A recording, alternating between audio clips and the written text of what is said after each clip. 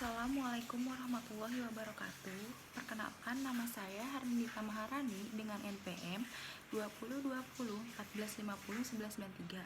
Di video kali ini, saya akan menjelaskan materi tentang keseimbangan pendapatan nasional pada perekonomian dua sektor. Yang pertama, ada pengertian keseimbangan pendapatan nasional. Apa sih pengertian keseimbangan pendapatan nasional itu? Keseimbangan pendapatan nasional atau pada istilahnya equilibrium national income adalah suatu keinginan masyarakat untuk melakukan pengeluaran pembelanjaan atau pengeluaran untuk membeli barang dan jasa, misalnya konsumsi pemerintah, perusahaan yang melakukan investasi, serta kegiatan ekspor dan impor. Contoh-contoh tersebut sama halnya dengan penawaran barang dan jasa atau keinginan pemerintah, pengusaha, dan masyarakat untuk menghasilkan barang dan jasa yang meliputi agregat supply. Selanjutnya, pengertian keseimbangan pendapatan nasional pada perekonomian dua sektor. Apa sih pengertian keseimbangan pendapatan nasional pada dua sektor? Perekonomian dua sektor adalah perekonomian yang terdiri dari sektor rumah tangga dan sektor perusahaan. Dalam perekonomian dua sektor ini, maka tidak ada sektor pemerintah, berarti tidak ada konsumsi pemerintah, pajak, subsidi, maupun perdagangan luar negeri.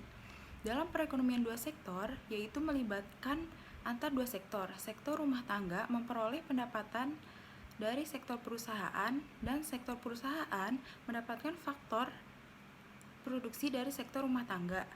Pendapatan yang didapat yaitu berupa gaji, upah, sewa, bunga, dan keuntungan lainnya sama halnya masuk ke dalam pendapatan nasional.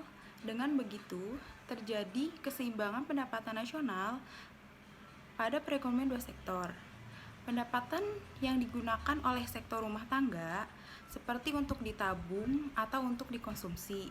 Tabungan ini akan dipinjamkan kepada penanam modal atau investor yang ingin menanamkan dana kepada perusahaan, atau perusahaan juga akan menggunakan dana tersebut untuk membeli barang-barang untuk kebutuhan modal kerja seperti mesin-mesin atau untuk membayar faktor-faktor produksi. Nah, untuk dapat lebih memahami bagaimana siklus perekonomian dua sektor, mari kita lihat gambar berikut. Pada gambar siklus perekonomian dua sektor, sebenarnya interaksi sektor perusahaan dan rumah tangga bagaimana ditunjukkan oleh garis nomor 1 dan 2. Selanjutnya, ada ciri-ciri aliran pendapatan dua sektor. Yang pertama, ada sektor perusahaan menggunakan faktor-faktor produksi yang dimiliki rumah tangga. Faktor-faktor produksi tersebut memperoleh pendapatan berupa gaji, upah, sewa, bunga, dan utang. Yang kedua, ada sebagian besar pendapatan yang diterima rumah tangga akan digunakan untuk konsumsi, yaitu membeli barang-barang dan jasa-jasa yang dihasilkan oleh perusahaan tersebut. Yang ketiga, ada sisa pendapatan rumah tangga yang tidak digunakan untuk konsumsi akan ditabung dalam institusi-institusi keuangan. Dan yang keempat, ada pengusaha-pengusaha yang memerlukan modal untuk melakukan investasi akan meminjam tabungan yang dikumpulkan oleh badan-badan keuangan dari sektor rumah tangga. Yang kedua, ada hubungan antara konsumsi dan pendapatan. Ciri-ciri hubungan konsumsi dan pendapatan, yang pertama, pada pendapatan yang rendah, rumah tangga akan menutupnya dari tabungan atau mengambil dari tabungan. Yang kedua, ada kenaikan pendapatan menaikkan pengeluaran konsumsi. Yang ketiga, pada pendapatannya tinggi, rumah tangga menabung. Terdapat rumusnya, yaitu YD sama dengan C plus S. Keterangannya, YD sama dengan pendapatan disposable, C sama dengan konsumsi rumah tangga, dan S sama dengan tabungan. Yang ketiga, ada kecondongan konsumsi dan menabung. A. Definisi kecondongan mengkonsumsi atau marginal propensity to consume. Kecondongan mengkonsumsi marginal atau MPC didefinisikan sebagai perbandingan antara pertambahan konsumsi atau delta C yang dilakukan dengan pertambahan pendapatan disposable atau delta YD yang diperoleh. Rumusnya, MPC sama dengan delta C per delta YD. Kecondongan mengkonsumsi rata-rata atau EPC didefinisikan sebagai perbandingan antar tingkat konsumsi atau C dengan pendapatan disposable atau YD ketika konsumsi tersebut dilakukan. Rumusnya EPC sama dengan C per YD. Yang B, ada definisi kecondongan menabung atau marginal propensity to save. Kecondongan menabung marginal atau MPC didefinisikan sebagai perbandingan antara pertambahan tabungan atau delta S yang dilakukan dengan pertambahan pendapatan disposable atau delta YD yang diperoleh. Rumusnya MPS sama dengan delta S per delta YD. Kecondongan menabung rata-rata atau APS didefinisikan sebagai perbandingan antar tingkat tabungan atau S dengan pendapatan disposable atau YD. Rumusnya APS sama dengan S per YD. Yang keempat, ada fungsi konsumsi dan tabungan. Apa sih fungsi konsumsi itu? Fungsi konsumsi adalah suatu kurva yang menggambarkan sifat hubungan di antara tingkat konsumsi rumah tangga dalam perekonomian dengan pendapatan nasional atau pendekatan disposable perekonomian tersebut. Fungsi tabungan adalah suatu kurva yang menggambarkan sifat hubungan di antara tingkat hubungan rumah tangga dalam perekonomian dengan pendapatan nasional atau pendapatan disposable perekonomian tersebut. Yang kelima, ada persamaan fungsi konsumsi dan tabungan. Yang A, fungsi konsumsi. Suatu kurva yang menggambarkan sifat hubungan antara tingkat konsumsi rumah tangga dalam perekonomian dengan pendapatan nasional. Bentuk umumnya C sama dengan A plus B plus Y. Keterangannya, A sama dengan konsumsi rumah tangga ketika pendapatan nasional adalah 0. Yang B, kecondongan mengkonsumsi marginal. Yang C, tingkat konsumsi. Dan yang E sama dengan pendapatan nasional. Yang B, fungsi tabungan. Suatu kurva yang menggambarkan sifat hubungan di antara tingkat tabungan rumah tangga dalam perekonomian dengan pendapatan nasional. Bentuk umumnya S sama dengan min A plus kurung buka A min B kurung tutup Y. Keterangannya, A sama dengan konsumsi rumah tangga ketika pendapatan nasional adalah 0. Yang B, kecondongan mengkonsumsi marginal. Yang C, tingkat konsumsi. Dan yang Y, pendapatan nasional.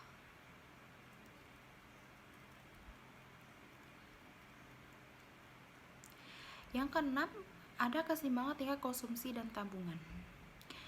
Keseimbangan konsumsi terjadi apabila semua pendapatan habis digunakan untuk konsumsi. Jadi dapat dirumuskan Y sama dengan C.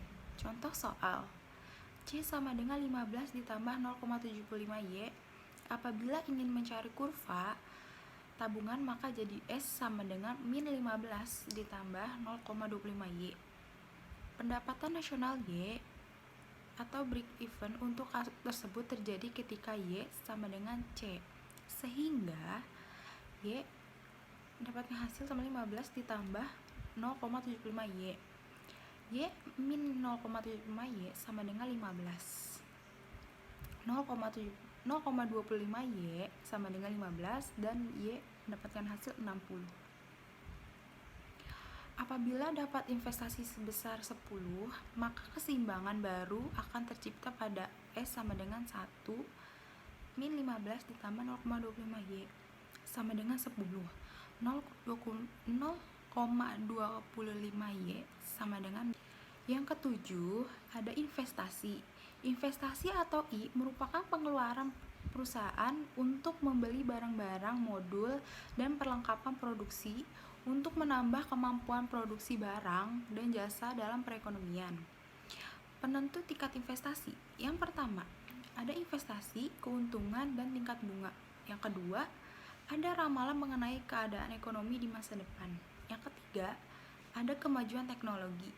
Yang keempat, ada tingkat pendapatan nasional di perubahannya.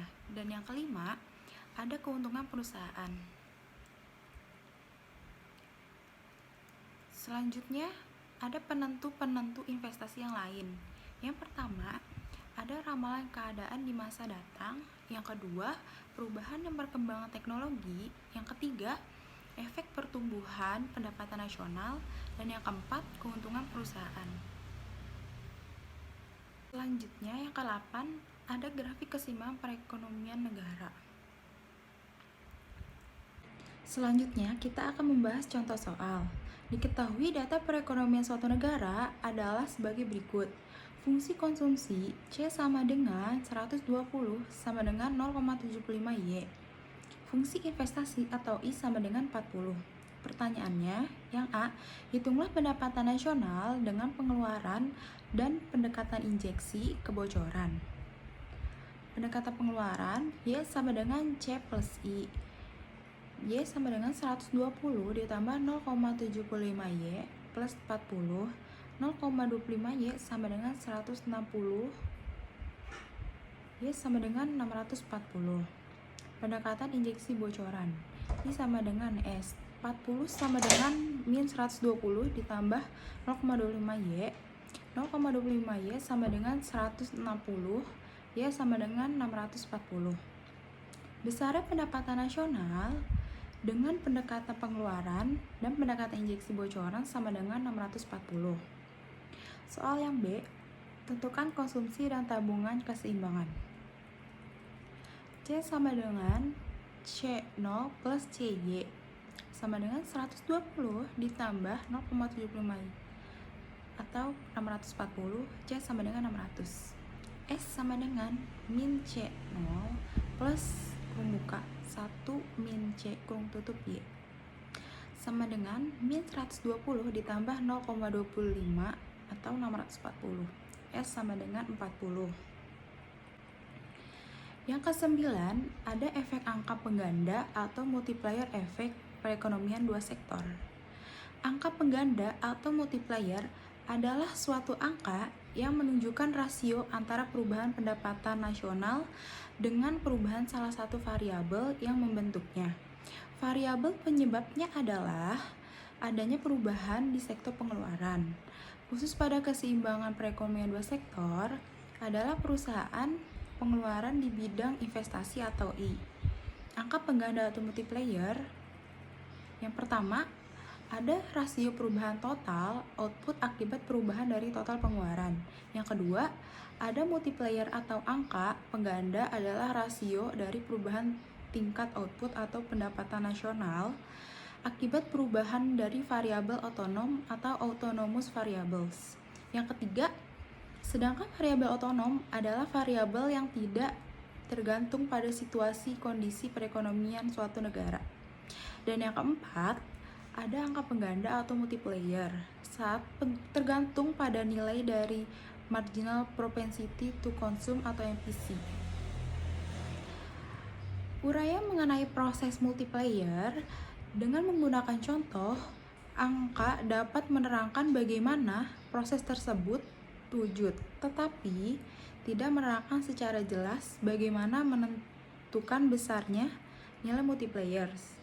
Perhitungan ini multiplier dapat dengan lebih mudah dilakukan dengan menggunakan cara di bawah ini. Dalam perekonomian dua sektor, perubahan terjadi pada sektor investasi atau I.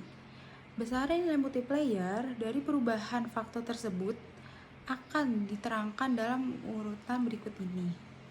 Y sama dengan A plus 1 per A min B sama dengan multiplier investasi atau I bagi K sama dengan 1 per 1 min B. Contoh, dimisalkan dalam miliar rupiah fungsi konsumsi atau C sama dengan 20 plus 0,75Y dan besar investasi I sama dengan 10, maka pendapatan keseimbangan sebesar 120.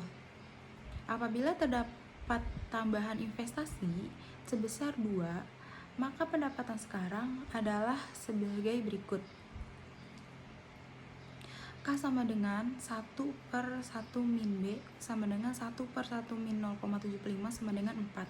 Delta Y sama dengan K kali delta I. Delta Y sama dengan 4 kali 2 sama dengan 8. Y sekarang sama dengan Y sebelum ditambah Y atau delta Y. Y sekarang sama dengan 120 ditambah 8 sama dengan 128 M rupiah. Yang terakhir, adapun kesimpulan yang dapat diambil dari materi tersebut yaitu 1. Perekonomian dua sektor adalah perekonomian yang terdiri dari sektor perusahaan dan sektor rumah tangga, serta perekonomian tidak terdapat pajak dan pengeluaran pemerintah. Yang kedua, hubungan pendapatan dan konsumsi yaitu besarnya pendapatan sama dengan besarnya konsumsi. Yang ketiga, fungsi konsumsi adalah suatu kurva yang menggambarkan sifat hubungan antar tingkat konsumsi rumah tangga dengan pendapatan.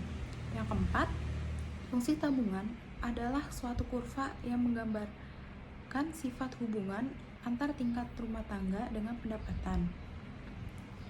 Yang kelima, ada investasi adalah bagian dari tabungan yang digunakan untuk kegiatan ekonomi menghasilkan barang dan jasa atau produksi yang bertujuan untuk mendapatkan keuntungan.